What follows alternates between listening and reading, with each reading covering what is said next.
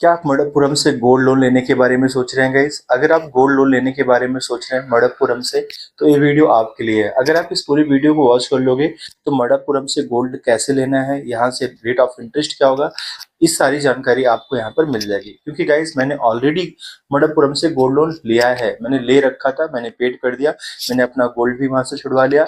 छुड़वाते समय क्या कोई दिक्कतें आती हैं, या आप जब लोन लेने जाते हो, या क्या आपके लोन जो आप गोल्ड सबमिट करते हो, क्या आपकी गोल्ड के साथ कोई प्रॉब्लम्स हो सकती है, वो सारी बातें गाइस करेंगे। और साथ ही साथ हम आपको ये भी बताएंगे कि क्या हमें मणप्पुरम से ही गोल्ड लेना चाहिए, क्योंकि बहुत सारी एनबीएफसीज हैं और बहुत सारी गवर्नमेंट बैंकें भी हैं। तो हमें अगर गोल्ड लोन लेना है तो लेना भी चाहिए, तो कहाँ से लेना चाहिए?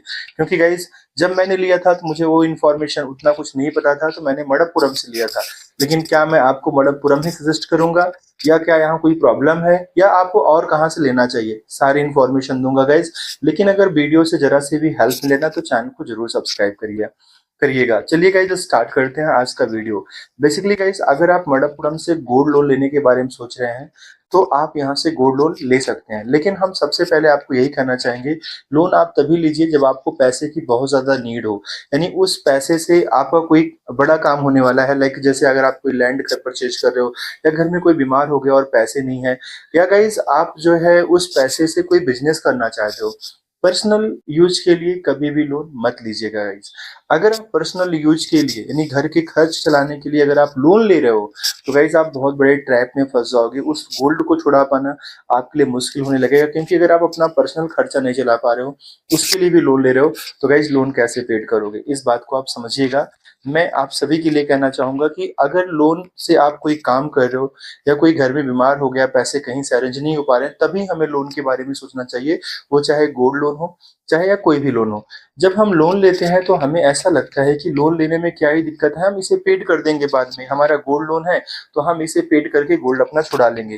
गाइस लोन लेते समय जितना आपको आसान लगता है ना, पेड करने में उतनी ही तकलीफें होती हैं। मतलब उसे पेड करना और गोल्ड को छुड़ा पाना, वो आपके लिए बेहद डिफिकल्ट हो जाता है। हमें लगता है हम अगले 2 महीने 3 महीनों में छुड़ा लेंगे, लेकिन ऐसा हो नहीं पाता है। बेसिकली गाइज अगर आपको मणप्पुरम से गोल्ड लोन लेना है, तो आप यहाँ से गोल्ड लोन ले सकते हैं। आपके पास बस चाहिए क्या? गोल्ड। आपके पास गहने हो, जो आपके घर में गहने रखे रहते हैं। सारे गहने क्या एक्सेप्ट किए जाते हैं? नहीं गाइज, सारे गहने एक्सेप्ट नहीं किए जाते हैं।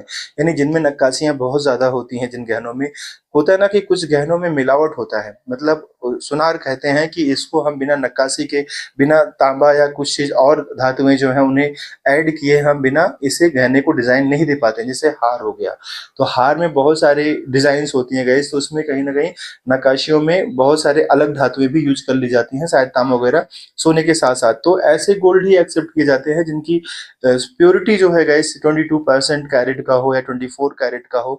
मतलब उनका अपना एक मानक होता है, और हर एक बैंकों का अपना अलग अलग मानक है। उसके अकॉर्डिंग यानी हम एक तरह से कह सकते हैं 75% अगर उनकी प्योरिटी है, तो एटलीस्ट आपका गोल्ड एक्सेप्ट किया जाएगा। लेकिन अगर उससे भी ज्यादा इम्प्योर है गाइस, तो मे बी कि वो आपका गहना रिजेक्ट कर दिया जाए। जब आप गोल्ड लोन लेने जाते हो, तो आपके जितने भी गहने होते हैं, सबसे पहले उसकी प्योरिटी चेक की जाती है कि क्या उस पर आपको लोन मिल पाएगा या नहीं मिल पाएगा। तो कोशिश करें जो आपके हाथ का रिंग होता है, जो आपके पैरों के रिंग होते हैं, हाथ पैरों में तो शायद सोने का उतना कुछ होता नहीं है गाइस, लेकिन हाथों में जो आपके रिंग होते हैं, जो आपके गले की चैन होती है, जो कान के झुमके होते हैं, इन सारे गहनों को आप जाके वहां पर रख सकते हो, इनको गिरवी रख सकते हो, इन पे आप लोन ले सकते हो। मणप्पुरम की बात करें गाइस, तो यहाँ पर आपको 12% रेट ऑफ इंटरेस्ट पे गोल्ड लोन मिल जाता है। मतलब सबका क्राइटेरिया अलग अलग है, लेकिन 99% केसेस में लगभग सभी को 12% पे आपको यहाँ से गोल्ड लोन इजिली मिल जाता है। यहाँ पर आपका एक टाइम पीरियड होता है, 3 मंथ 6 मंथ, आपको जिसके लिए गोल्ड लोन मिलता है। जो भी आपको टाइम पीरियड मिला, लाइक आपको अगर 3 मंथ्स का गोल्ड लोन मिला, आप इस जब गोल्ड लोन लेने जाते हो, गोल्ड के साथ गाइज आपके पास एक आधार कार्ड, एक फोटो, एक मोबाइल नंबर होना चाहिए। बस इतनी चीजें अगर आपके पास है, तो within 10 minutes to 50 minutes आपका गोल्ड लोन वहां से मिल जाता है। मतलब बहुत एफर्ट नहीं करना पड़ता है। क्योंकि ऐसा इसलिए होता है, लेकिन आपको ब्रांच में विजिट करना पड़ेगा। आपको अपने गोल्ड के साथ गोल्ड सबमिट करोगे, उसके ऊपर आपको लोन मिलता है। आसानी से इसलिए लोन मिल जाता है क्योंकि गाइज आप अपना गोल्ड वहां गिरवी रखते हो, गोल्ड के बदले वो आपको पैसा देते हैं, और पैसा भी उस गोल्ड का जो करंट वैल्यू है।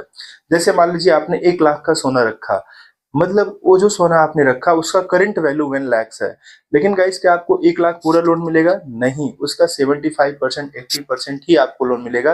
ये भी डिपेंड करता है हर बैंक और हर एनबीएफसी के ऊपर कि उनका क्राइटेरिया कितना है। सबके क्राइटेरियाज अपने अलग अलग है। जैसे मणप्पुरम का गाइस लगभग 75% है, वो आपको गोल्ड के प्राइस का 75% ही आपको लोन अप्रूव करेंगे, 75% ही लोन देंगे, बाकी लोन नहीं देंगे। अब ऐसा क्यों होता है? क्यों? हमारे गोल्ड का प्राइस तो लाख रुपए प्रेजेंट टाइम में है, तो हमें 75,000 ही क्यों मिला? क्योंकि गाइस सोने का जो रेट है ना वो फ्लैक्चुएट होता रहता है, अप डाउन होता रहता है।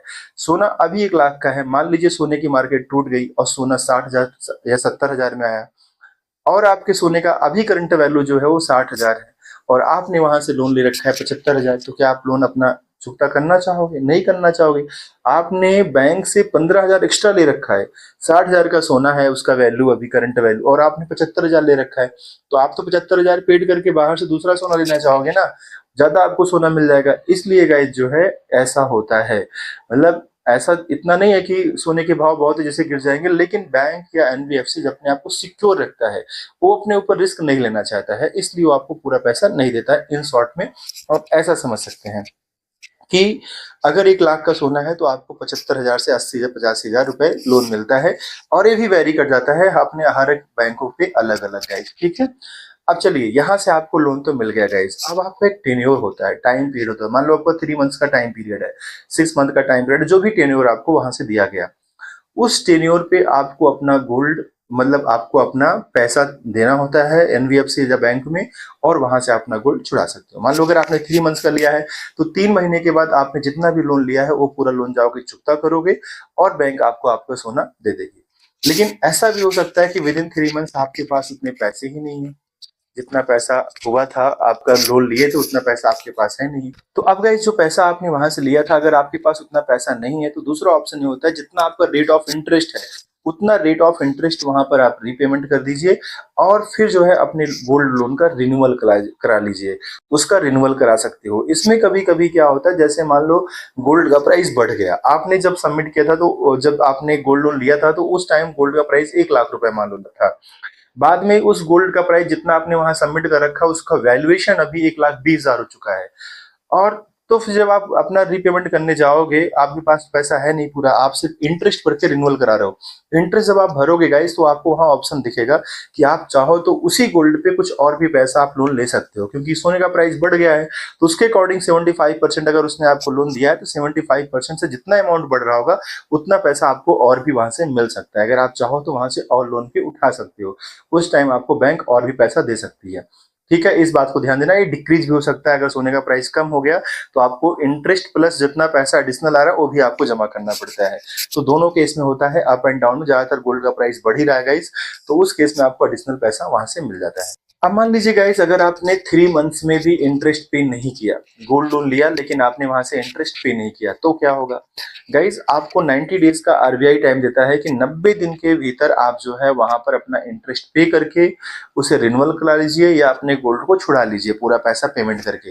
लेकिन अगर विद इन 90 डेज में आप ऐसा नहीं करते हो, तो आरबीआई के गाइडलाइन तो वो बैंक तब तक तो सरेंडर रहेगा, बैंक आपको नोटिस पे नोटिस इन्फॉर्म करते रहेंगे, आपके पास कॉल जाएगा, ये सारी चीजें होंगी। लेकिन अगर विद इन 3 मंथ्स आपने नहीं किया, तो फिर वो आपके गोल्ड का ऑप्शन कर सकता है। जो बैंक या एनबीएफसी है वो आपके गोल्ड का ऑप्शन कर सकते हैं, इन द सेंस वो नीलामी कर सकता है उसका, उसे बेच सकता है।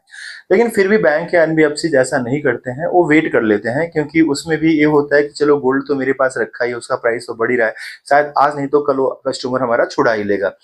लेकिन उनके पास ये ऑप्शन है, वो रखना चाहे, उसे बेचना चाहे तो बेच सकते हैं, नीलामी कर सकते हैं, लेकिन रखना चाहे तो कस्टमर के हित में वो रख भी देते हैं। ऐसा भी होता है, आपके रिक्वेस्ट करने पे चीजें आपको टाइम और मिल जाता है। ये आपकी बॉन्डिंग है उनके साथ, क्या आपके रिलेशन है। बाकी गाइज आपका जो ऑफिशियल है वो 3 मंथ्स है। तो कोशिश करो, अगर आप गोल्ड लोन लेते हो तो उसे टाइमली रीपेमेंट करो, या आप उसे उसका एटलीस्ट रिन्यूअल कराओ, ताकि आपका गोल्ड बचा रहे। गोल्ड को बचाना बहुत जरूरी है, गोल्ड को बेचना अच्छी बात नहीं है। गोल्ड आपकी एक धरोहर होती है, एक आपकी ऐसी धरोहर जो आपकी विरासत से आपको मिलती है, आपके माता पिता या आपके दादा दादी के थ्रू से आपको गोल्ड मिलता है।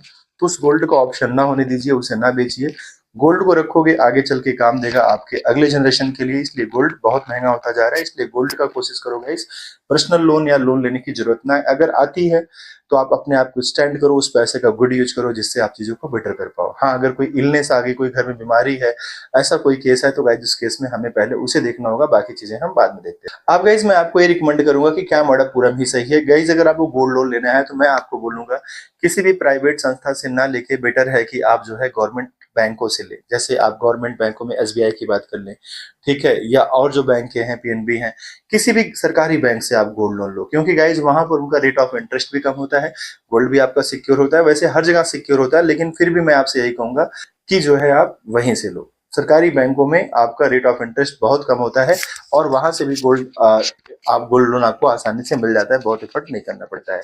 तो आई होप कि गाइज आपके लिए वीडियो हेल्पफुल रहा होगा, लेकिन फिर भी अगर आपको कुछ जानकारी और चाहिए